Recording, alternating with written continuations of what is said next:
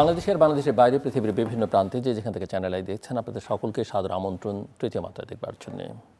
শিশুদের নিয়ে আমরা অনেক কথা বলি, অনেক সরকার নিজেদেরকে শিশু বান্ধব হিসেবে দাবি করে, কিন্তু বাস্তবে শিশুদের বিষয়টাকে আমরা কতটা গুরুত্ব দিচ্ছি। নানা প্রসঙ্গে নানা সময় আলোচনায় এই টেবিলে উচ্চারিত হয়েছে যে আসলে বাংলাদেশে সেই অর্থে কেউই শিশুদের খুব একটা নজর দেন না, তাদের উপরে নজর রাখেন না, এবং সেই নজরটা রাখেন না বলেই এখন দেশের ৩৫টি শিশু বিকাশ কেন্দ্রের চিকিৎসক, মনোবিজ্ঞানী এবং কর্মীরা বেতন পাচ্ছেন না 10 মাস ধরে। সারা দেশে 24টি বেসরকারি মেডিকেল কলেজ হাসপাতালে এবং 11টি জেলা সদর হাসপাতালে একটি করে মোট 35টি শিশু বিকাশ কেন্দ্র রয়েছে। মাত্র 10 টাকার বিনিময়ে, টিকিটের বিনিময়ে এসব কেন্দ্রে স্বল্প সময়ে বিশেষায়িত সেবা দেওয়া হয়। অনেকেই প্রশ্ন করতে পারেন যে কোনো হসপিটালে তো এই সেবাটা দেওয়া যায়, যে কোনো হসপিটালে দেওয়া যায় না, যে এসব শিশু সমস্যাটা শনাক্ত করাই সাধারণভাবে অন্যান্য হসপিটালের পক্ষে সম্ভব হয় না, এবং সঠিক চিকিৎসা তো অনেক পরের কথা। এবং এই শিশু বিকাশ কেন্দ্রগুলোর চাকচিক্য তেমন না থাকলেও বিশেষ স্বাস্থ্য সমস্যায় থাকা শিশুদের সেবা দিয়ে চলেছে তারা অনেক দিন ধরেই। যে ধরনের বিশেষায়িত সেবা কেন্দ্রগুলো দেয় তা দেশের অন্য কোনো হসপিটালে পাওয়া যায় না। মূলত এই বিষয় নিয়ে কথা বলবো আমরা, এবং এইসব বিষয় নিয়ে কথা বলবার জন্য আমার সঙ্গে স্টুডিওতে রয়েছেন, আমার ভাই বসা আছেন ঢাকা বিশ্ববিদ্যালয়ের ক্লিনিক্যাল সাইকোলজি বিভাগের প্রফেসর কামালউদ্দিন আহমেদ চৌধুরী। আমার ডানের রয়েছেন শিশু বিকাশ কেন্দ্র, ঢাকার শিশু বিকাশ কেন্দ্রের সিনিয়র ইনস্ট্রাক্টর এবং শিশু মনোবিজ্ঞানী ডক্টর ফয়েজ আহমেদ, এবং টেবিলের একেবারে ডান প্রান্তে রয়েছেন ঢাকা মহানগর জেনারেল হাসপাতালের medical officer doctor Abu Sayem Bhuiyan. এবং ডক্টর আবু সায়েম ভূঁইয়া একজন চিকিৎসকই নন, তিনি একজন অভিভাবকের, এবং যে সমস্যার কথা আমরা আলোচনা করছিলাম বা আমি শুরুতে বলছিলাম, সেই সমস্যায় তার অন্তত দুটো সন্তান সমস্যায় আক্রান্ত, এবং তারা এই শিশু বিকাশ কেন্দ্র থেকে সেবা নিয়েছেন। আপনাদের তিনজনকে স্বাগত আজকের এই তৃতীয় মাত্রায়। আমি প্রফেসর কামালউদ্দিন আপনাকে দিয়ে শুরু করতে চাই যে বিশ্বে নানা ধরনের পরিস্থিতি একটা টালমাটাল অবস্থার মধ্যে দিয়ে যাচ্ছে। একদিকে যুদ্ধ, হানাহানি, প্রযুক্তির ব্যবহার, সোশ্যাল মিডিয়ার একটা বড় আধিপত্য, অপতথ্য, মিসইনফরমেশন, ডিসইনফরমেশন, মানুষ যন্ত্রের মতো অর্থের পিছনে বা খ্যাতির পিছনে বা ক্যারিয়ারের পিছনে ছুটছে। অনেক ক্ষেত্রে শিশুরা এইসব জায়গায় নানা রকমের ট্রমার শিকার, নানা রকমের স্নায়বিক মানসিক সমস্যায় পড়ে। এবং আপনি কি মনে করেন কিনা যে এইসব বিষয়ে আমাদের রাষ্ট্রীয়ভাবে, অভিভাবক হিসেবে, সামাজিকভাবে এক ধরনের ঔদাসীন্য রয়েছে? কি মনে হয় আপনার কাছে? বলার আগে একটু ব্যাকগ্রাউন্ডটা বলা দরকার, তবে এখানে আরেকটা শব্দ আমি অ্যাড করতে চাই, যেটা বর্তমান সময়ে যেহেতু সোশ্যাল মিডিয়ার কথাটা এসেছে, সাইবার বুলিং। আমরা এটা কিন্তু খুব প্রবল মাত্রায় দেখতে পাচ্ছি, এবং এই বুলিংয়ের শিকার শুধু নারীরা না, কম বয়সী নারী পুরুষ সকলেই এটা বলা যায় যে শিকার হচ্ছেন। এবং এটার যে ইম্প্যাক্ট সেটাও একটা বড় বিষয়। মানুষ কথা বলতে আবারও কোথায় জানি একটা ভয়, সংকোচ, দ্বিধা। যদিও বর্তমান সময়ে কথা বলার স্বাধীনতা অনেকখানি, আমি এটা অবশ্যই স্বীকার করব, কিন্তু সাইবার বুলিং বিষয়টা আমার মনে হচ্ছে একটা অন্য পর্যায়ে চলে গেছে। তো সব মিলিয়ে যেহেতু আমি মানসিক স্বাস্থ্য নিয়ে কাজ করছি দীর্ঘ অনেক বছর, গবেষণা, প্রশিক্ষণ সব কিছু, তা আমার অভিজ্ঞতায় যে একটা ব্যাকগ্রাউন্ড না বললেই পারবো না, সেটা হলো আমাদের বর্তমানে যেই জনসংখ্যা, সেখানে মোট জনসংখ্যার যে প্রাপ্তবয়স্কদের, তাদের আমরা গত 18-19-এর একটা গবেষণা, জাতীয় মানসিক স্বাস্থ্য ইনস্টিটিউট এবং বিশ্ব স্বাস্থ্য সংস্থা, সেখানে দেখা গেছে যে প্রায় 18%-এরও বেশি মানুষ কোনো না কোনো মানসিক সমস্যায় ভুগছেন। এর পাশাপাশি যারা 18 বছরের নিচে, যাদেরকে শিশু, কিশোর, কিশোরী বলছি, এই সংখ্যাটা একটু কম, কিন্তু সেটাও খুব কম না, সেটা হলো প্রায় 12%-এরও উপরে। আমি ভগ্নাংশটা বলছি না, জাস্ট রাউন্ড ফিগারে। তো 12% শিশু, কিশোর, কিশোরী এবং 18% প্রাপ্তবয়স্ক। তো এই সংখ্যাটা যদি আমরা হিসাব করি, এটা কিন্তু কোটি কোটি ছাড়িয়ে যাবে। কিন্তু আমরা যদি সেবার বিষয়টা দেখি, সেবাটা কিন্তু সেই অনুযায়ী খুবই অপ্রতুল, এবং বিশেষ করে ঢাকা কেন্দ্রিক। আমি এটা বলবো, জোর দিয়েই বলবো, যে বর্তমানে যে সেবাটা আছে বেশিরভাগই কিন্তু ঢাকা কেন্দ্রিক। ঢাকার মানুষের জন্য খুব সহজেই পাওয়া যাচ্ছে, বিভিন্ন ব্যয়, মানে খুব অল্প খরচেও আছে। এই যে 10 টাকার টিকিট, যেটা জাতীয় মানসিক স্বাস্থ্য ইনস্টিটিউট, ঢাকা মেডিকেল, সেখানে আছে। আবার খুব ব্যয়বহুল চিকিৎসা সেবাও আছে, যে যেটা ব্যয় বহন করতে পারে। কিন্তু যদি আমরা গ্রামের দিকে যাই, মফস্বল শহরের দিকে যাই, এই সেবাটা হঠাৎ করে দেখা যাচ্ছে যে একদম কোনো পর্যায়ে শূন্যের কোঠায়।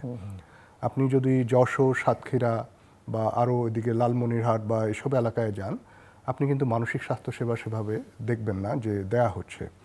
তো বাংলাদেশে একটা বিশাল জনগোষ্ঠী তো ঢাকার বাইরেও থাকে, তাদের কি সেবার দরকার নেই?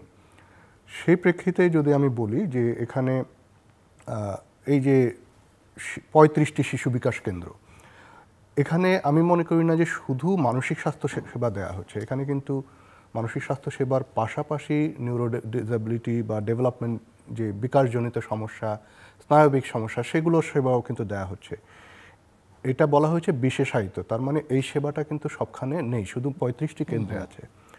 কিন্তু আমরা দেখতে পাচ্ছি যে তাদের সেবা একটা বেশ বড় ধরনের হুমকির মুখে পড়ে গেছে, কারণ তারা গত 10 মাস ধরে বেতন পাচ্ছে না। এটা তো অবিশ্বাস্য ব্যাপার, কারণ এই সেবাটা কি তাহলে বন্ধ হয়ে যাবে? তো এই প্রশ্নটা আমারও সরকারের কাছে বা দায়িত্বশীল যারা আছে, আপনারা কি এই সেবাটা কি বন্ধ করে দেবেন? আমরা কি আবারও সেই ঢাকায় সবাইকে নিয়ে আসবো চিকিৎসা দেওয়ার জন্য? সেটা কি আমরা চাচ্ছি? সো ডক্টর ফাইজ, একটু আপনার কাছ থেকে শুনতে চাই যে শিশু বিকাশ কেন্দ্র, যেটা একটা বিশেষায়িত প্রতিষ্ঠান, এখানে আসলে কি ধরনের কাজ হয় শিশুদের নিয়ে, কি ধরনের সেবা দেওয়া হয়, একটু যদি বিস্তারিত ধারণা দেন তাহলে দর্শকদের বুঝতেও সুবিধা হবে। জি, অনেক ধন্যবাদ। শিশু বিকাশ কেন্দ্র, দেখবেন যে এটা কিন্তু কোনো রোগ বা কোনো সমস্যার সাথে সংযুক্ত নামকরণ করা হয়নি। একটি শিশুর বিকাশ মানে শিশুর স্বাভাবিকভাবে বিকাশটা নিশ্চিত করার জন্য আসলে এই কেন্দ্রে সার্ভিসটা দেওয়া হয়। এবং আমাদের এখানে একটা অবশ্যই যেসব শিশুর বিকাশ স্বাভাবিক মনে হয় না তারাই সেখানে যায়, সব শিশু যায় না। এবং ওটা আমি একটু অ্যাড করব, কিছু কিছু আছে স্বাভাবিক বিকাশপ্রাপ্ত শিশুরাও কিন্তু আসে। যেমন পরীক্ষার আগে তাদের হয়তো পরীক্ষা সংক্রান্ত একটা টেনশন হচ্ছে, সেই শিশুরা একেবারেই স্বাভাবিক স্কুলেই যাচ্ছে, তাদেরও সেবাটা, মানসিক স্বাস্থ্য সেবাটা আমরা ওখানে প্রদান করি। এখানে একটা মাল্টিডিসিপ্লিনারি টিম আছে। এই টিমে যেটা হয় যে একজন চাইল্ড হেলথ ফিজিশিয়ান আছেন, একজন শিশু মনোবিজ্ঞানী আছেন এবং একজন ডেভেলপমেন্টাল থেরাপিস্ট আছেন।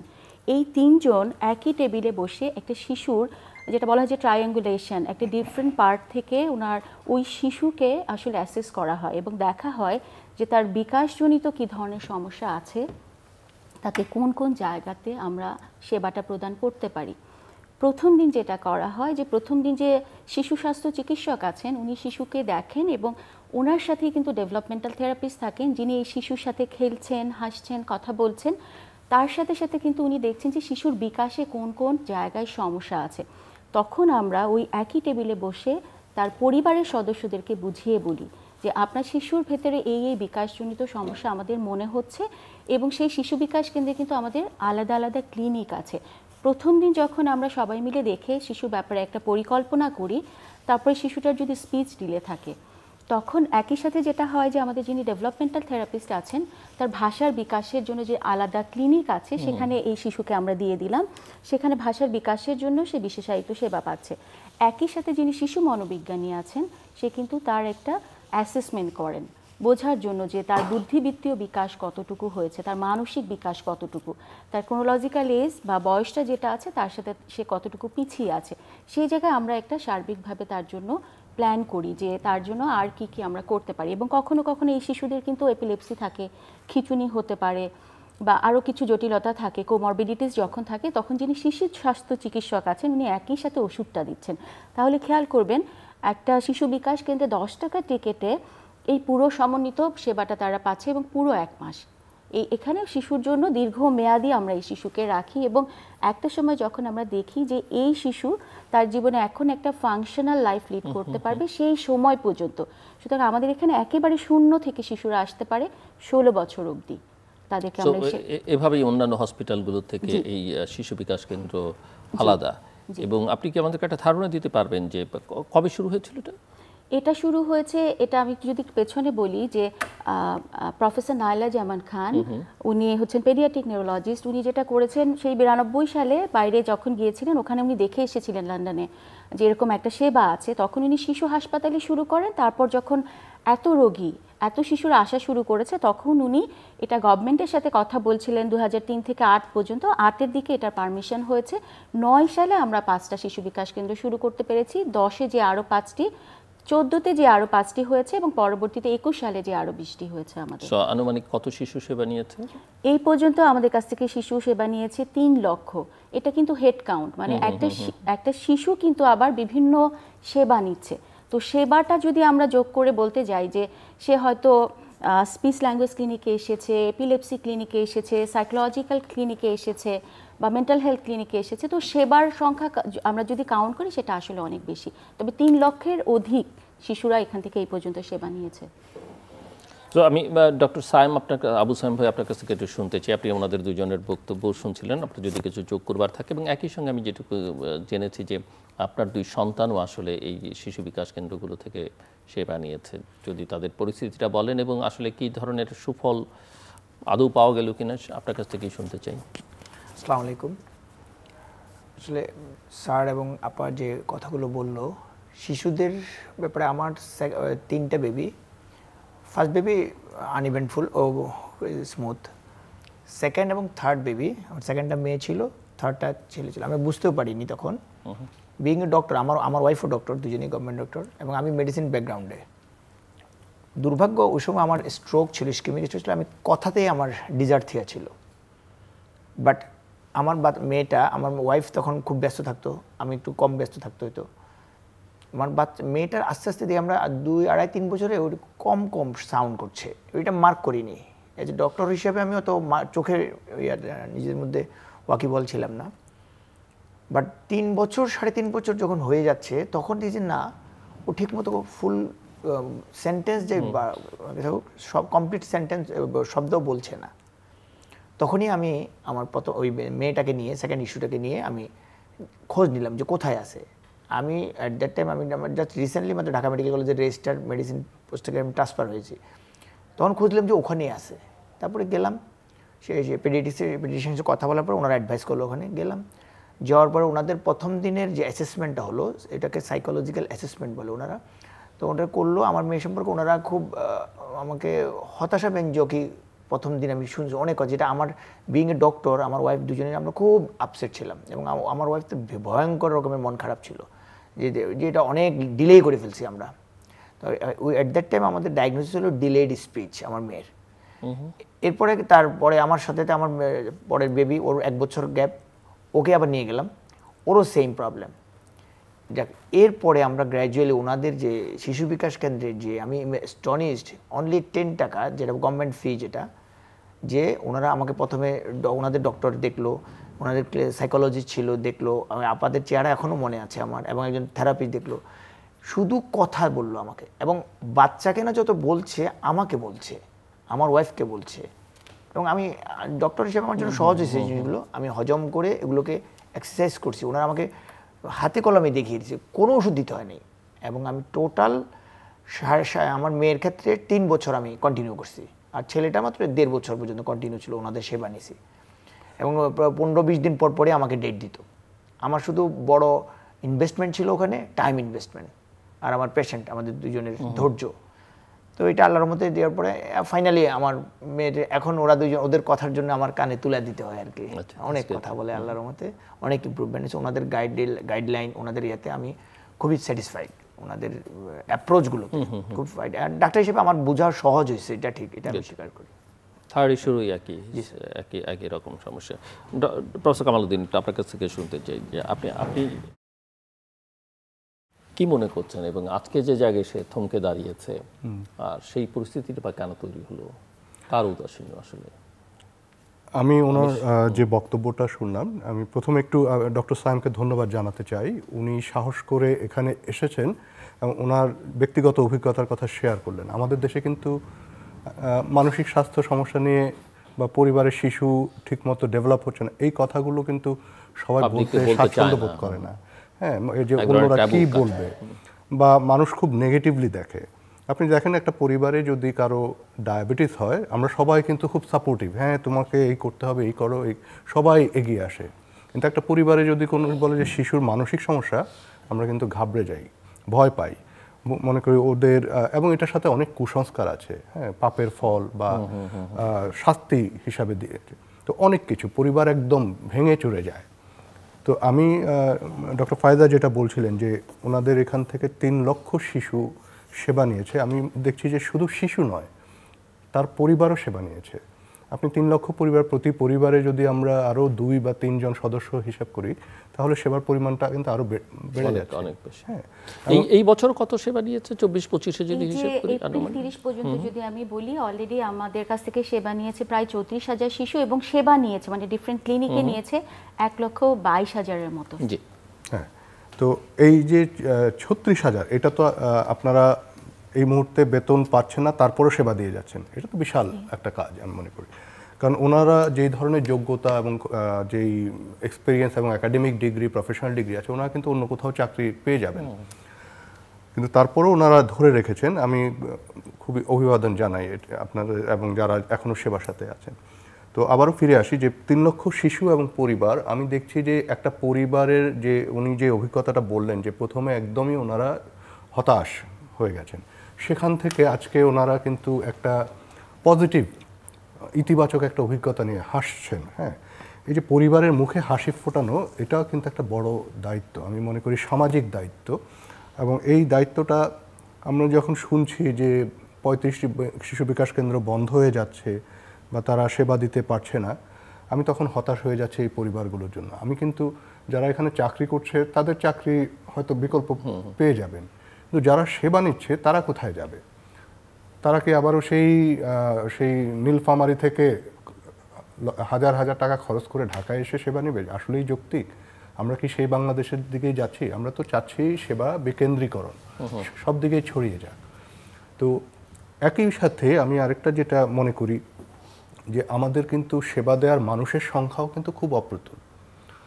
আমরা যারা প্রফেশনাল আছি তাদের সংখ্যা আমাদের হিসাবে বর্তমানে হাতে গুনে আমাদের প্রায় 400 জন মনোচিকিৎসক আছেন, তাদের মধ্যে স্পেশালিস্ট মানে চাইল্ড সাইকিয়াট্রিস্ট আরও কম, শিশু বিষয়ে বিশেষজ্ঞ মনোচিকিৎসক যারা, তারপরে ধরেন মনোবিজ্ঞানী, তাদের সংখ্যা 1000 জনও হবে না। তো সব মিলিয়ে আমরা ধরে নিচ্ছি 1500 বা 2000।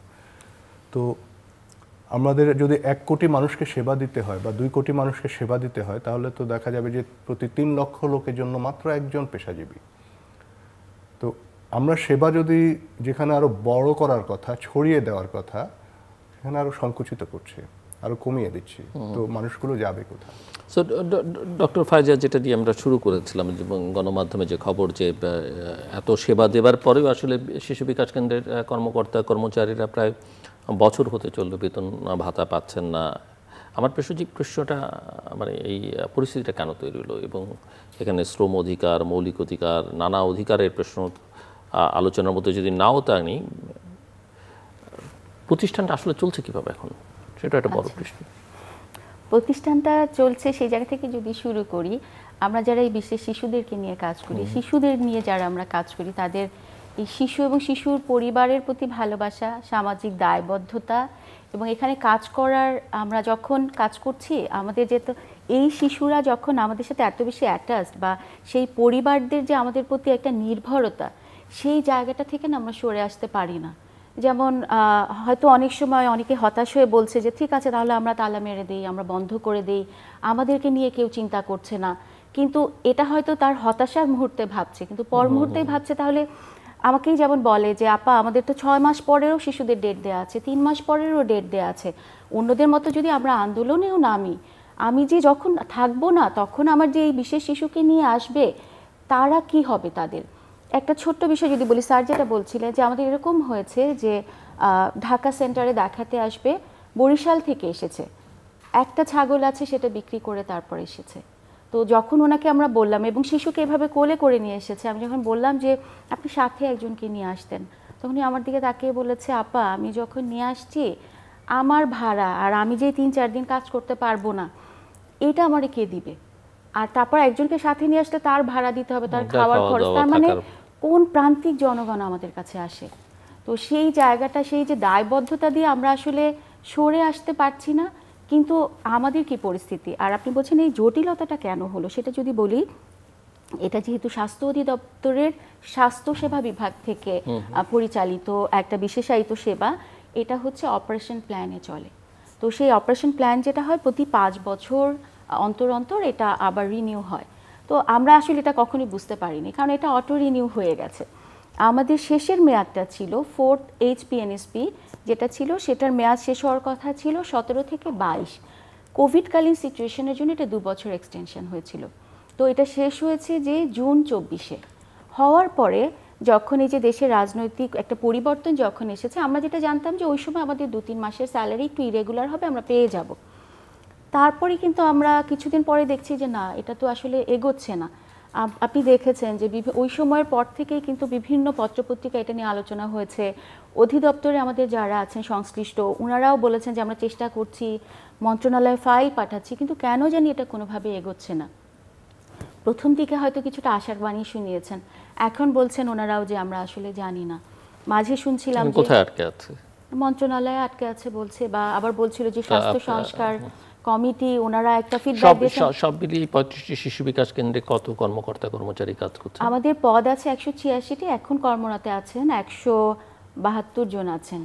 আর তার মধ্যে খুব দুঃখজনক যেটা যে 3 জন জব ছেড়েছেন এবং 2 জন আসলে এই মানসিক চাপ সইতে না পেরে মারা গেছেন। আমাদের নীলফামারীর একজন আমাদের অফিস ক্লিনার আবু নাসের, উনি ডিসেম্বরে স্ট্রোক করেছেন। কারণ একেবারে শেষ দিন যেদিন অফিস করেছে সেদিনে উনি প্রশ্ন করেছিলেন যে আপা বেতন কবে হবে স্যার, আমাদের বেতনটা পাবো তো। তারপর স্ট্রোক করেছেন। যাই হোক, ওনাকে আমরা হারিয়েছি। এবং এই গত সপ্তাহের কথা, আমাদের সিলেট মেডিকেল কলেজ হাসপাতালের আরেকজন ক্লিনার, উনি 1 মাসে গর্ভবতী ছিলেন। উনিও সারাক্ষণই টেনশন করতেন এবং ওনার 6 মাসের একটা শিশু সন্তান আছে। উনি মাত্র 15 দিন ছুটি কাটিয়েছেন যদি বেতনটা না পান।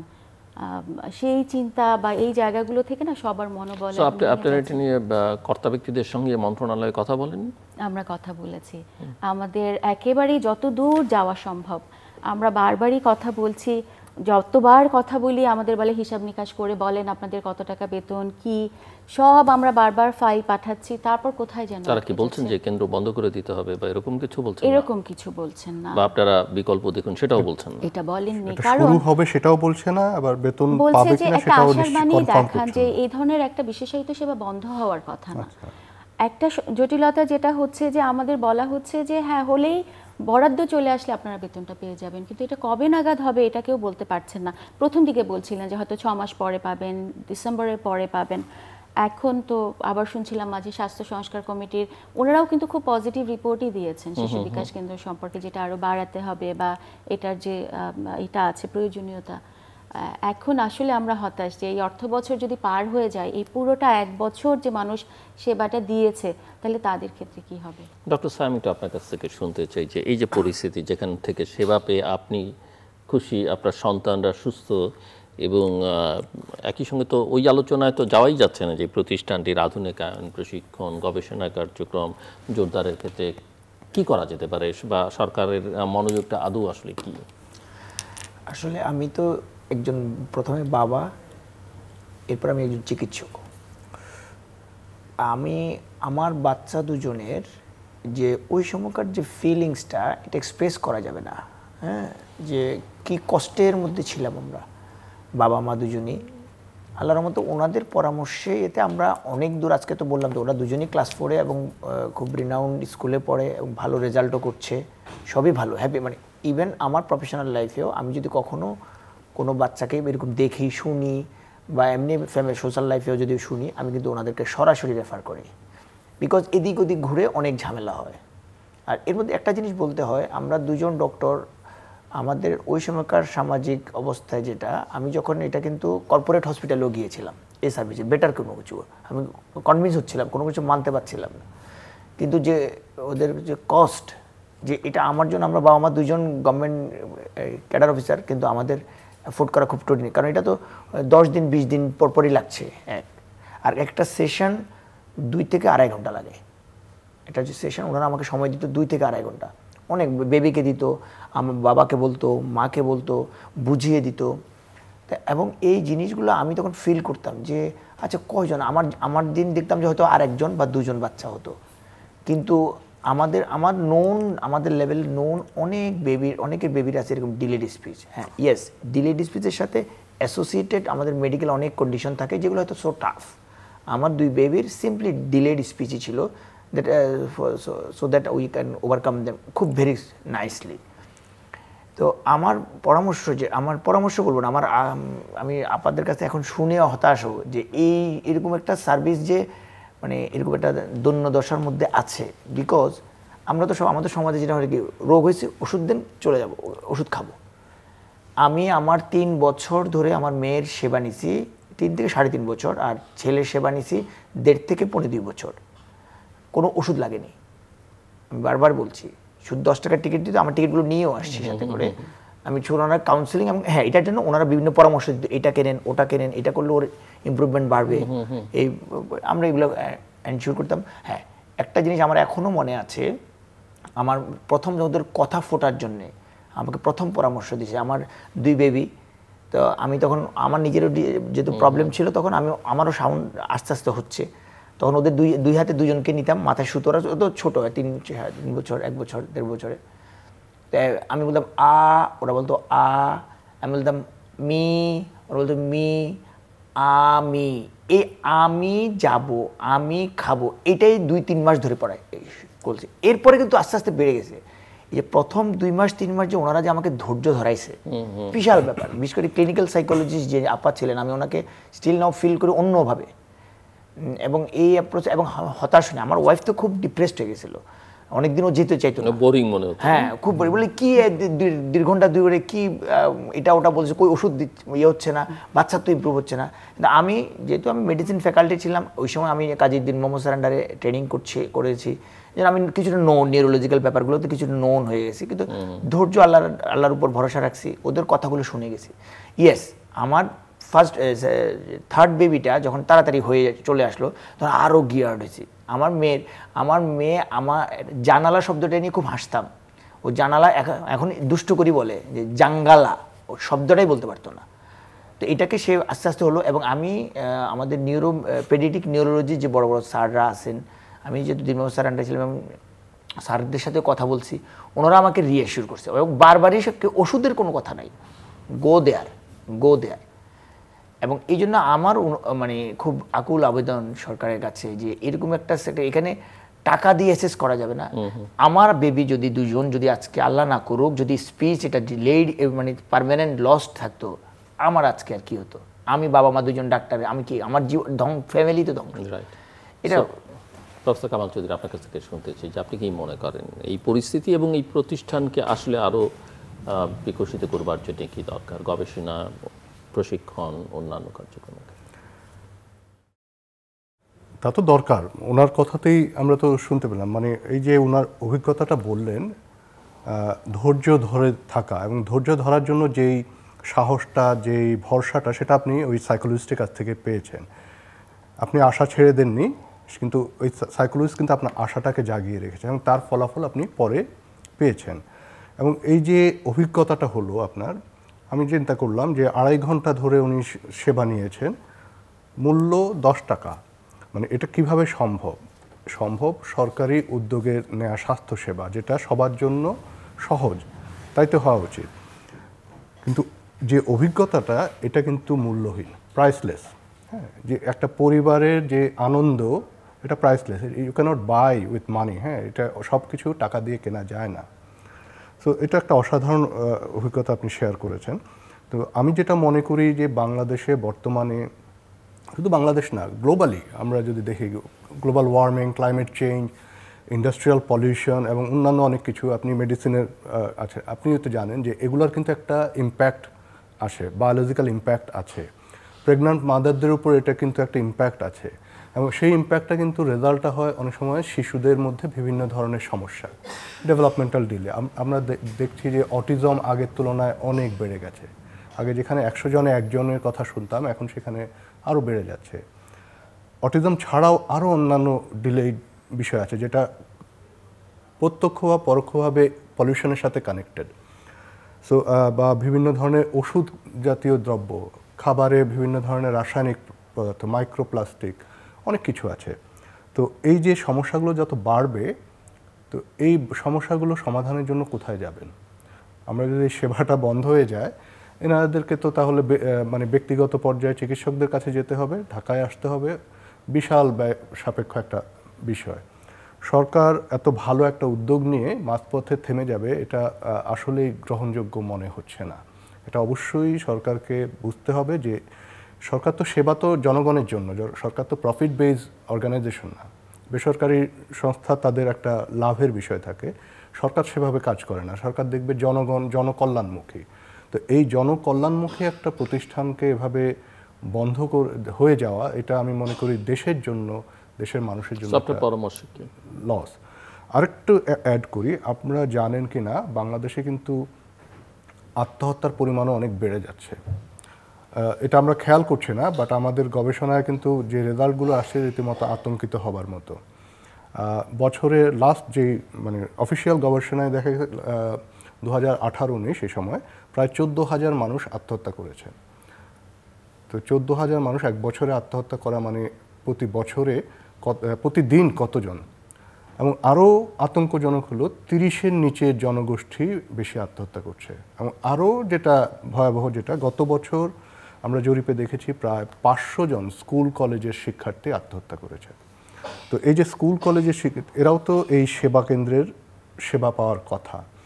তো আমি যেটা দেখছি যে আমরা যে এই যে জাতীয় যে কতগুলো বড় বড় সমস্যা, হ্যাঁ শারীরিক সমস্যা অনেক ফোকাস পাচ্ছে, কিন্তু তার আড়ালে যে লুকিয়ে থাকা যে পকেট যে সমস্যাগুলো, সেগুলো যদি আমরা মানে গুরুত্ব না দেই, এটার ইম্প্যাক্ট আমাদের ভবিষ্যৎ জেনারেশনের উপরেই আসবে।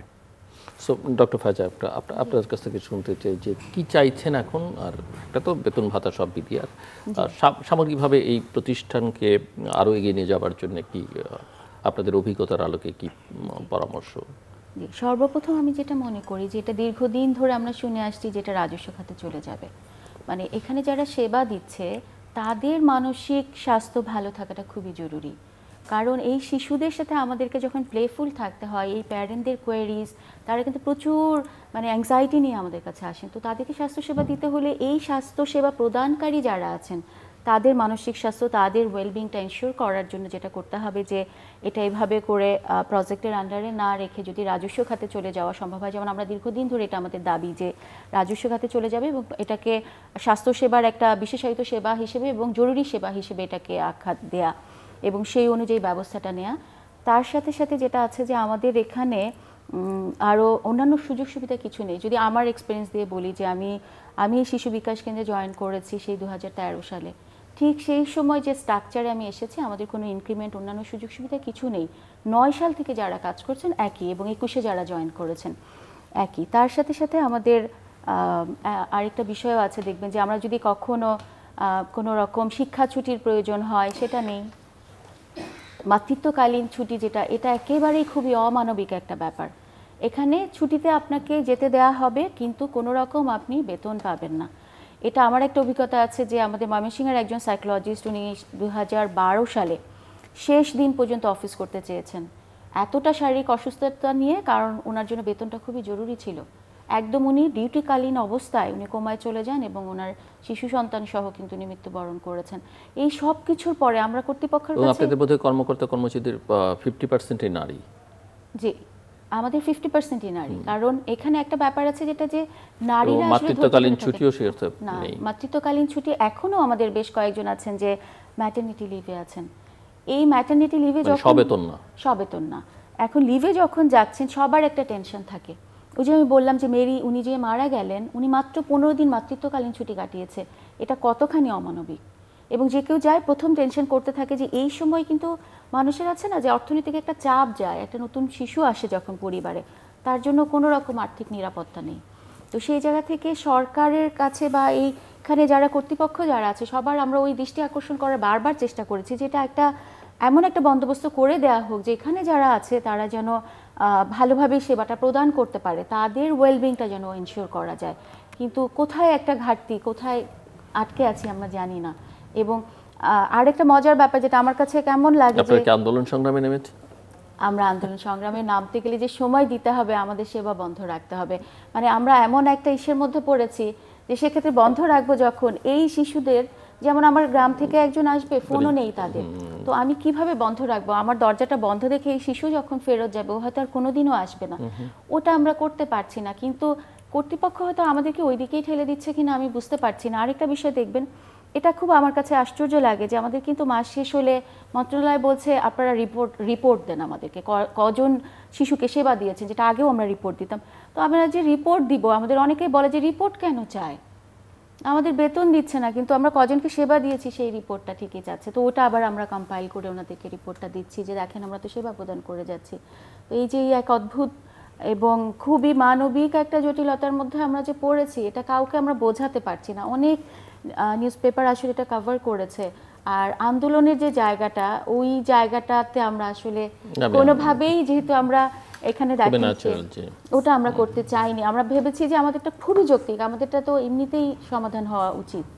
সো ডক্টর সাইম, এই যে ডক্টর ফাইজা যেটা বলছিলেন যে স্বাস্থ্য সংস্কার কমিশনের রিপোর্টেও আসলে সংস্কার নিয়ে অনেক কথা হচ্ছে, কিন্তু আসল জায়গায় তো সংস্কার হচ্ছে না তেমন কিছু। তো শিশুদের যথাযথ বিকাশ নিশ্চিত করা বা স্নায়বিক বিকাশজনিত চিকিৎসার বিষয়ে গুরুত্ব দেওয়া, সব মিলে এইসব বিষয়ে কী কী ধরনের পদক্ষেপ আপনার নিজের অভিজ্ঞতার আলোকে এবং সব মিলিয়ে সার্বিকভাবে দেশের চিকিৎসা খাতের পরিস্থিতি বিবেচনা করে আপনি যদি বলেন। জি, ধন্যবাদ। আসলে এই যে আপা যেটা বললো যে 34টার মতো বিশেষ করে মেডিকেল কলেজগুলো হসপিটালে আছে। আমার অনুরোধ, আমি যেভাবে, আমি তো যেমন আমার বাসা ঢাকা মেডিকেল থেকে 20 টাকার রিক্সা ভাড়া, এত শর্ট ডিস্টেন্সে আমি অ্যাটেন্ড করতাম, আমার জন্য কোনো ব্যাপার ছিল, শুধু টাইমিং পেলে হতো। কিন্তু যে অনেক দূরে আছে তার তো সমস্যা এটা। তা আমার কাছে মনে হয় এটা সরকার শুধু মেডিকেল কলেজ না, এখন ওনারা তো বলছেন যে আপনারা বলছেন যে বন্ধ, মানে বেতন পাচ্ছে না। আমি বরং বলবো যে আমাদের সরকার, বর্তমান সরকার বা ভবিষ্যৎ সরকার, সবাই এটা এত সিরিয়াসলি দেখা উচিত যে এটা not only medical college, it should be delivery in district hospital. Because একটা জেলা থেকে, যে জেলায় মেডিকেল, 64 জেলায় তো আমাদের মেডিকেল কলেজ নাই, তাহলে ওইখানকার বাচ্চাটা এবং এই বাচ্চাগুলো কতজন, মিনিমাম আপনার যে একটা অ্যামাউন্ট পার্সেন্টেজ হবে, এরা কই যাবে? আমাদের নতুন এটা যদিও এখানকার টপিকস না, এই সংবিধান সংস্কার কমিশনে দেখলাম যে অন্তর্ভুক্তিমূলক আমাদের যে একটা অ্যাপ্রোচ যাচ্ছে, অন্তর্ভুক্তি ওনাদের ব্যাখ্যাতে যেটা বুঝলাম যে অল সোর্স অফ কালচার কাজ সবাইকে ইনক্লুড করা এবং সব লেভেলের। তো আমার এই যে আমার বাচ্চা তো সিম্পল হতো, ডিলিট স্পিচ ছিল, অনেক রকমের এই বেবিগুলা, এই তো একটা পার্সেন্টেজ, তো এরা কোথায় যাবে? এরা তো বাদ হয়ে গেল। তাহলে এদেরকেও যাতে এনরোচ করা যায়, এবং এই জন্য আমি মনে করি ডিস্ট্রিক্ট মেডিকেল কলেজে যেটা আছে এটাকে আরও এনরিচ করা। পার্টিকুলার পয়েন্ট আমি বলবো, শুধু এটা তো ডিজিজের ব্যাপার বলছি, দেখেন আমার বাচ্চার কথা বলতে পারছে না, আমি প্রবলেম নিয়ে গেছি, বাট আমার বাচ্চা ধরেন ওকে আছে। বাট এখনকার যে এখন যে সোশ্যাল, যে বাচ্চাদের যে সোশ্যাল যে মানে ইলেকট্রিক ডিভাইস সহ বা কেমন কিশোর গ্যাং ট্যাং হাবিজাবি, যে একটা সামাজিকভাবে যে এটা ওদের যে ইয়ে হচ্ছে, ইনভলভমেন্টটা কেমন জানি ব্যাড একটা আমাদের কাছে আসতেছে। এই ক্ষেত্রে আমি মনে করি যে এই উইংসটাকে কিশোর পর্যন্ত, এটা শিশু না, কিশোরদের পর্যন্ত ইমপ্রুভ করা দরকার, এবং শুধু সাইকোলজিক্যাল মানে বুস্ট আপ করা দরকার, যে না সব কিছু মানে কি বলবো, মানে জোর করে হয় না, সব কিছু আপনার ওষুধ দিয়ে হয় না, সব কিছু বাবার টাকা দিয়ে হয় না। এটার জন্য শিক্ষা, মূল্যবোধ যে জিনিসগুলো দরকার, এগুলো হলে আমার মনে হয় আমাদের আসলে আমি এখন ভালো আছি, আমার ছেলে মেয়েদের ভালো আছে, কিন্তু ওদের, আমার নাতিটাকে যদি আমি দেখবো যে আমি না ওরা ভালো হচ্ছে না, তাহলে আমার জীবন ওই সময় আমার হতাশ। তাহলে আমি প্রতিটা জেনারেশনটাকে বড় হওয়ার জন্য আমি আমার যেটা পরামর্শ, যে ডিস্ট্রিক্ট লেভেলে এটাকে এনরোল করা দরকার, মেডিকেল কলেজের বাইরে ডিস্ট্রিক্ট লেভেল, এবং এই সাইকোলজি, আমার দুই বেবি পড়ে দুইটা স্কুল, স্কুলে দুইটাতে কিন্তু ক্লিনিক্যাল সাইকোলজিস্ট বাই পোস্টেড আছে, এবং আমি নিজে প্রিন্সিপালের সাথে কথা বললাম, এনশিওর করলাম, আমি ওনার সাথে কমিউনিকেট করলাম। কি জন্য বাচ্চারা তো, আমরা তো সবাই উড়াই দিই, যেমন আমার বেবিদেরকে প্রতিদিন আমি খবর নিই এটা নিয়ে, যে ওর পেন্সিল খুলে দিয়েছে, ও ইয়ে করেছে, যেমন ওর শার্টের দাগ দিয়ে দিয়েছে।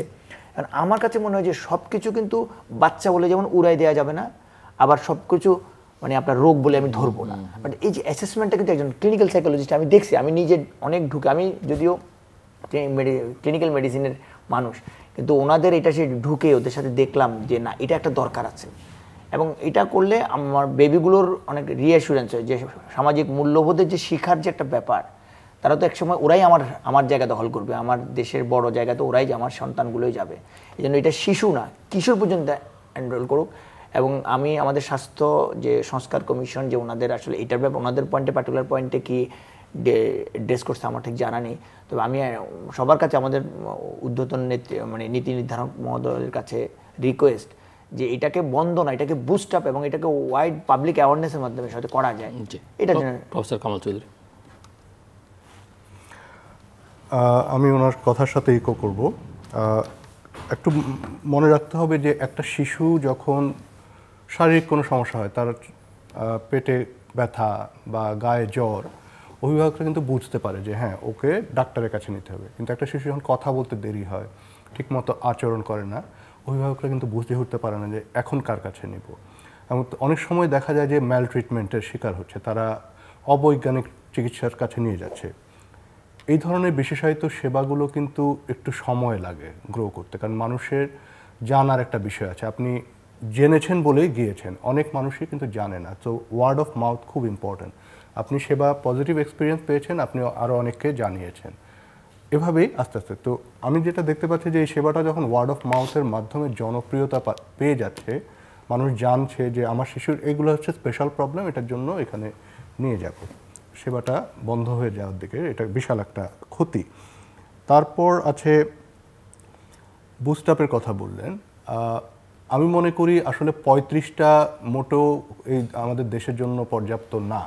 প্রতিটি মেডিকেল কলেজ, সদর হাসপাতাল, এমনকি এই যে বিভিন্ন যে সূর্যের হাসি ক্লিনিক, প্রাইমারি যে ক্লিনিকগুলো, সেখানেও কিন্তু কিছুটা পরিমাণে প্রশিক্ষণপ্রাপ্ত জনশক্তি থাকা দরকার, যারা এই ধরনের অভিভাবকদেরকে যখন আসবে তাদেরকে সঠিক পন্থা বলে দেবে। কয়েকদিন আগে একটা খবর পড়েছেন কিনা, একজন মা তার প্রতিবন্ধী সন্তানকে ছুঁড়ে ফেলে দিয়েছেন। হ্যাঁ, কারণ নিতে পারছিলেন না। একটা প্রতিবন্ধী সন্তানকে বড় করা কিন্তু অনেক চ্যালেঞ্জিং। তো এই ঘটনাগুলো কেন ঘটছে? বিকজ আমরা অভিভাবকদেরকে সঠিক তথ্য দিতে পারছি না। কুসংস্কার তো আছে, কিন্তু কুসংস্কারের সাথে আমরা সেভাবেই যুদ্ধ করব যে সঠিক তথ্য দিয়ে, সঠিক সেবা দিয়ে এবং মানসম্পন্ন সেবা নিয়ে। এই মানসম্পন্ন সেবা সরকারিভাবে যেভাবে দেয়া সম্ভব, যত অল্প খরচে দেয়া সম্ভব, অন্য কোনো প্রতিষ্ঠানের পক্ষে দেয়া অনেক দুরূহ। তো আমি ওনার সাথে একমত যে আমাদের এই সেবাটা বুস্ট আপ না, বরঞ্চ সারা দেশে ছড়িয়ে দেওয়া প্রয়োজন, যাতে দেশের প্রত্যন্ত অঞ্চলে অভিভাবকরা বুঝতে পারেন, জানতে পারেন যে এই সেবার প্রয়োজন হলে তারা কোথায় যাবেন। ডক্টর ফায়েজা। জি, আমি একটু এখানে অ্যাড করি। ভাই, আমাদের এখানে যে শিশুদেরকে আমরা এনরোল করি তাদের কিন্তু শূন্য, মানে কখনো কখনো ওদের এজটা মাইনাসেও হয়, কারণ প্রিম্যাচিউর বেবি যখন হয়, তো 0 থেকে অন্তর্ভুক্তি এবং 16 বছর 11 মাস 30 দিন, মানে 17 বছর পর্যন্ত তারা সেবা পেয়ে থাকে। সুতরাং একেবারেই শিশু থেকে কিশোর বয়স এবং তার প্রাপ্তবয়স্ক হওয়ার আগ মুহূর্ত পর্যন্ত এই সেবাটা তারা পেয়ে থাকে। এবং এখানে স্যার যেটা বলছিলেন, সত্যিকার অর্থে আমরা যখন প্রথম শুরু করেছিলাম, তার পরবর্তীতে কিন্তু আমাদের এই যে বিশেষায়িত সেবার ভেতর অনেক পরিবর্তন আমরা এনেছি, কারণ আমরা এভিডেন্স বেস প্র্যাকটিস করছি। গবেষণা যখনই যে নির্দেশনাটা দিচ্ছে যে এখন এই শিশুদের একটা প্যাটার্ন চেঞ্জ হচ্ছে, কারণ 2013 সালে যখন আমরা একটা ন্যাশনাল সার্ভে করেছিলাম, তখন বাংলাদেশে 1008 জন শিশুর এই ধরনের নিউরো ডেভেলপমেন্টাল ইস্যুস ছিল, স্নায়বিক সমস্যা ছিল। এখন যেটা বলা হচ্ছে যে এখন কিন্তু এটা অনেক অনেক বেশি বেড়ে গেছে পোস্ট কোভিড সিচুয়েশনে, এবং তার সাথে সাথে কোভিড সিচুয়েশনের পর বলা হয়েছে মানসিক সমস্যার একেবারে সুনামি আসার মতো অবস্থা হয়েছে। তো এই জায়গাটার জন্য আমরা জুলাই আন্দোলনের পরেও কিন্তু প্রচুর মানুষকে দেখেছি মানসিক ট্রমায় আক্রান্ত হয়েছে, এখনো বহু মানুষ আছে। জি, যে আমরা তো এরকম পাচ্ছি, কিন্তু আমাদের যে ক্লিনিক্যাল এক্সপিরিয়েন্স আমি পেয়েছি যে সে গিয়েছে আন্দোলনে তার মায়ের সাথে, এবং তার পাশে তার বন্ধু বসেছিল, যে তার হঠাৎ করে গুলি লেগেছে। সে যখন এটা দেখেছে, মা বলছে যে আমার বাচ্চাটা নড়তে পারছিল না আর ও যাবে, তাই আমিও ওর সাথে গিয়েছি। তো এই যে ছেলেটা, তার যে ট্রমা, এটাও কিন্তু আমাদের এই জায়গাতে আসছে, কারণ মা হচ্ছে সিঙ্গেল মাদার, ওনার কিন্তু একটা জায়গায় যে প্রাইভেট সেট আপে তার রেগুলার কাউন্সিলিংয়ে ট্রমা কাউন্সিলিং করাটা সম্ভব না, যেহেতু আমাদের সবগুলো সেই একজন করে প্রশিক্ষণপ্রাপ্ত মনোবিজ্ঞানী আছে, তারা কিন্তু শুধুমাত্র স্নায়বিক সমস্যা তা না, এই শিশুদেরকে সেবা দিচ্ছে। আরেকটা বিষয় আমি বলবো, আমাদের আরেকটা সেবা আছে, গাইনি ডিপার্টমেন্ট থেকে পাঠানো হয় যে বাচ্চাদের ভেতরে high risk baby, premature baby বা জন্মের সময় সে হয়তো তার মস্তিষ্কে আঘাত পেয়েছে, পরবর্তীতে তার যেন কোনো ডিসঅর্ডার না হয় বা কোনো জটিলতা হতে পারে কিনা, আমরা আর্লি ইন্টারভেনশন দিয়ে থাকি। তার মানে আমরা একটা শিশুর সার্বিক ওয়েলবিং, যেটা বলে যে সার্বিকভাবে সে সুস্থভাবে বেড়ে উঠবে, কারণ এখন আপনারা জানেন যে শিশু মৃত্যুহার কমে গেছে, কিন্তু কোয়ালিটি অফ লিভিং সেই জায়গাটাতে আমাদের প্রচুর কাজ করার আছে। কারণ এই বড় একটা এই যে শিশুদের যে অংশ, তারা যখন বেড়ে উঠবে এবং তাদের যদি কোনো রকম প্রতিবন্ধিতা থাকে, সেটা কিন্তু এই সমাজের প্রতি একটা বার্ডেন হয়ে যাবে, পরিবারের জন্য তো অবশ্যই। তো সেই জায়গাটাতে কাজ করার জন্য আমরা যে বিশেষায়িত সেবা দিব, আমাদের রেগুলার যেটা করতে হয় যে ট্রেনিং, আমাদের এই বছর তো কোনো ট্রেনিং হয়নি, আমরা প্রত্যেক বছরই ট্রেনিংয়ের পরিকল্পনা দিই, ওটা কাটছাট করে খুব অল্প পরিমাণে আমরা ট্রেনিং করাতে পারি। তো আমরা বলবো যে ট্রেনিংয়ের ব্যবস্থা করা, বা আপনি গিয়েছেন যে আমাদের ঢাকা মেডিকেলের শিশু বিকাশ কেন্দ্র এত ছোট একটা জায়গার ভিতরে এই পুরো সেট আপটা, সেই জায়গাগুলোতে আমরা যখন মেডিকেল কলেজকে বলি যে আমাদের জন্য এতটুকু জায়গা অন্তত লাগবে, কারণ আমরা শিশুর সাথে যেহেতু খেলছি, কাজ করছি, ওটার জন্য কিছুটা আমাদের মানে ফ্লোর টাইমের জন্য কিছুটা জায়গা প্রয়োজন হয়। ওই জায়গাটাতে আমরা দেখি যে ওটা একদমই, ওটার গুরুত্বটা অনেকেই বোঝেন না। তো এই জায়গাগুলোতে মানে আমাদের ইনফ্রাস্ট্রাকচার, বাজেটের যে জায়গাটা, এবং আমরা যারা সেবা দিব আমাদেরকেও কিন্তু প্রতিনিয়ত আপডেটেড থাকতে হবে। নয়তো আছে না যে অনেক দিন আগের একেবারে ওল্ড স্কুল, ওই প্ল্যানে চলা যাবে না। এই শিশুদের জন্য বিশ্বের যে জায়গায় গবেষণায় যে বিষয়টা এসেছে সেটা আমাদের এখানে সরাসরি আমরা রিফ্লেক্ট করার চেষ্টা করি। তো এই বিষয়টা আসলে চিন্তা করার প্রয়োজন। আমরা শেষের দিকে ক্লোজিং রিমার্কস ডক্টর সাইম, যদি আপনি আসলে এতক্ষণ যেটা বুঝলাম, অথবা আমরা আলোচনায় মিস করে গেছি এরকম বিষয় আপনারা, আসলে আমরা অনেক কিছুই ফোকাস করা করা হয়েছে।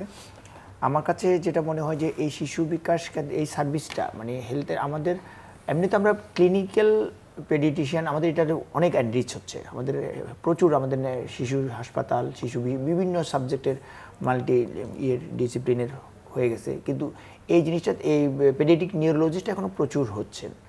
আমাদের অনেক স্যার, আমাদের বন্ধু, আমার জুনিয়র অনেকেই এটা হয়ে গেছে, কিন্তু আসলে ওই ডক্টর তো রোগ ডায়াগনোসিস করছেন, ওষুধও দিচ্ছেন, কিন্তু কিছু জিনিস আছে যে আলোচনার কাউন্সেলিং, এটা যে ওনারা দিচ্ছেন, যে প্রোভাইড করছে, আমি মনে করি যে এটা আরও ওয়াইড স্প্রেড করা দরকার। বিকজ এই বাচ্চাদের মানে ও একটা সময়ে এরাই কিন্তু আমার সম্পদ হবে। এবং যেমন আমার ক্লাস 4-এর যে বাচ্চাটা 3-তে, ওর বাচ্চা, আমার একটা স্টুডেন্ট, ওর খাতা বারবারই ওর খাতা ছিঁড়ে ফেলে। কেন ছিঁড়ে ফেলে আমি একটু সন্দেহ হলো। আমি যেহেতু ওনাদের সাথে বারবার এই কথাগুলো শুনতাম, তো আমি ওই আপার সাথে কথা বললাম যে আপা এরকম এরকম জেন্টলি কথা অ্যাপ্রোচ করলাম, এসে যে ভাই কি বলবো এই সমস্যা, আরও অনেক এই অ্যাবনর্মাল অ্যাটিটিউডগুলো বলছে। তখন আমি ওনাকে পরিচয় দিলাম যে আমি ডক্টর। তো উনি আমাকে আরও খুব আন্তরিকভাবে বললো। পরে ওনাকে বললাম যে অ্যাডভাইস করলাম যে এই শিশু বিকাশ কেন্দ্রে আপনি যান, ঢাকা মেডিকেল কলেজে যান, অথবা বঙ্গবন্ধু পিজি হসপিটালে যেটা আছে সেটা আমাদের যেতে বললাম, এবং গিয়েছে। এবং উনিও তখন যে ভাই আমি তো মিস করে ফেলছি, উনি হয়তো ডক্টর না, উনি সুযোগ পাবেন, উনি বুঝতেই পারেন এটা যে একটা প্রবলেম, আচরণগত যে সমস্যা, এটা আমি মনে করি যে শুধু রোগ না, আচরণগত সমস্যাকে যদি অ্যাড্রেস করা হয়, এবং এটার জন্য যদি আমাদের সরকার যদি আমাদেরকে ওনাদের এই প্রোগ্রামটাকে আরও রান করে, আরও এবং ওয়াইডলি করে, আমার মনে এটা ভবিষ্যৎ খুব আমাদের যে সামাজিক যে বাচ্চাদের, ছেলেদের, যে ইয়াং বয়সে ছেলেদের যে কালচারাল যে চেঞ্জ হচ্ছে, এটা আসলে আনবিলিভেবল, এটা আরও ইমপ্রুভ হবে আর আমার মনে হয়। ডক্টর ফায়জা, এই জায়গায় আমি বলবো যে আমাদের শিশু আজকে যারা শিশু, মানে আমরা যখন 2009 সালে যাদের, তারা কিন্তু এখন প্রাপ্তবয়স্ক, তারা সমাজের বিভিন্ন জায়গায় অবদান রাখছে।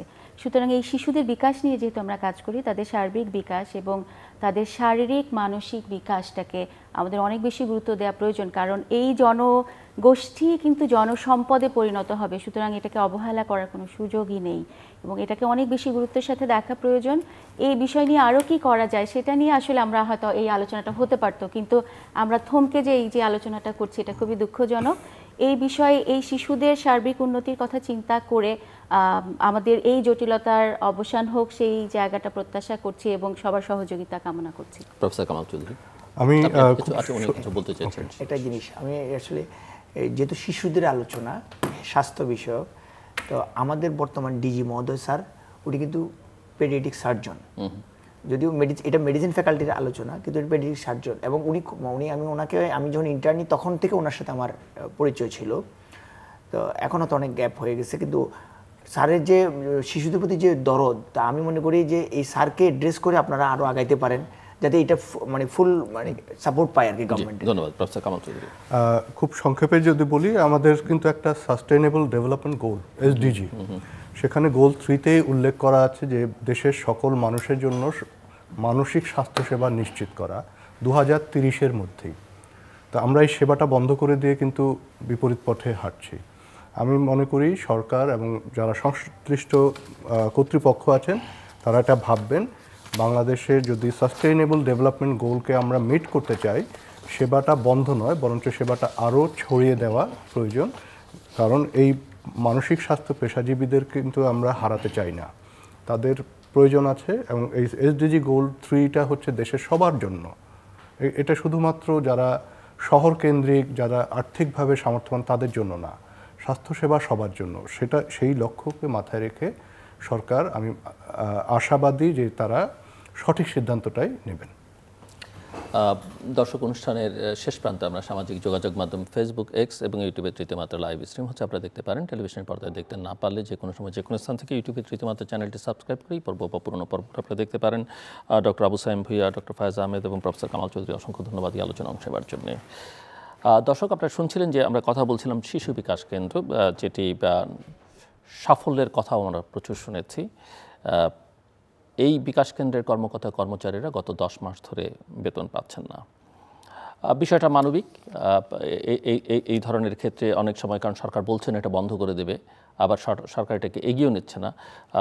যারা কাজ করছেন তারা শিশুদের বা যারা ভুক্তভোগী তাদের যেমন সেবা দিচ্ছেন, সরকারকেও তারা তাদের দায়বদ্ধতা থেকে সরকার যেগুলো চাইছে সেগুলো সরকারকেও সরবরাহ করছে, যেমন রিপোর্টের প্রসঙ্গটা আলোচনার মধ্যে আসলো। বাংলাদেশে আমরা যেটা লক্ষ্য করি যে আসলে অনেক কিছু হয়, অনেক কিছু দৃশ্যমান, অনেক উন্নতির কথা শুনি, অনেক সময় ম্যানিপুলেটেড ইনফরমেশনের কথা বলি। প্রফেসর কামাল চৌধুরী এসডিজির কথা বলছিলেন, তার আগে এমডিজিতে বাংলাদেশের সাকসেসের কথা শুনি। কিন্তু এইসব সাকসেসের ক্ষেত্রে অনেক ক্ষেত্রে দেখা যায় যে ওই যে আমরা অনেকেই শুনে থাকবেন, পরীক্ষায় পাশ করিয়ে দিতে হবে, এই যে নানান মৃত্যু হার, এই হার ওই হার, এগুলোকে কমিয়ে দেখানোর একটা প্রবণতা কিন্তু বাংলাদেশের অনেক দেশই আছে, বাংলাদেশও আছে। এবং যে কারণে এর প্রকাশটা কীভাবে ঘটছে আমরা দেখছি, গভর্নেন্সের দুর্বলতা আমরা দেখছি। সবচেয়ে বেশি নজর যে জায়গাগুলোতে দেওয়া দরকার, শিশু যাদেরকে আমরা ভবিষ্যৎ বলছি।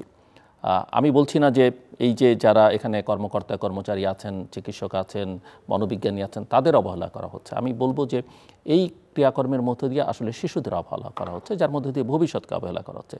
এবং বাংলাদেশে দেখবেন যে শিক্ষা এবং স্বাস্থ্য, যেটা সবচেয়ে গুরুত্বপূর্ণ জায়গা, সেখানে সরকারের মনোযোগ খুব কম। গত ঈদের সময় আপনাদের পত্রপত্রিকা অনেকেরই স্মরণ থাকবার কথা যে বাংলাদেশে তৈরি পোশাক খাত সব বিভিন্ন ফ্যাক্টরিতে যেসব মালিকরা বেতন দিতে পারছিলেন না, আমি অন্তত 2 জন উপদেষ্টা, তাদের নাম বলছি না, একজন বলেছেন এই মালিকদের জেলে দেওয়া উচিত, আরেকজন উপদেষ্টা বলছিলেন যে ফ্যাক্টরিগুলো বন্ধ করে দেওয়া উচিত, চালাতে না পারলে বন্ধ করে দেন। তাহলে আমরা কি বলবো, আজকে যখন যারা কাজ করছেন, সরকার যাদের সেবা নিচ্ছে, মানুষ যাদের সেবা পাচ্ছে, কিন্তু সরকার তাদেরকে বেতন দিচ্ছে না, তার মানে কি সরকার বা সংশ্লিষ্ট মন্ত্রণালয় বন্ধ করে দিতে, নাকি সংশ্লিষ্ট ব্যক্তিবর্গকে জেলে পাঠাতে? আপনারা এই সিদ্ধান্ত নেবেন। আমাদের সঙ্গে থাকবার জন্য অসংখ্য ধন্যবাদ। আপনাদের সবার জন্য শুভকামনা।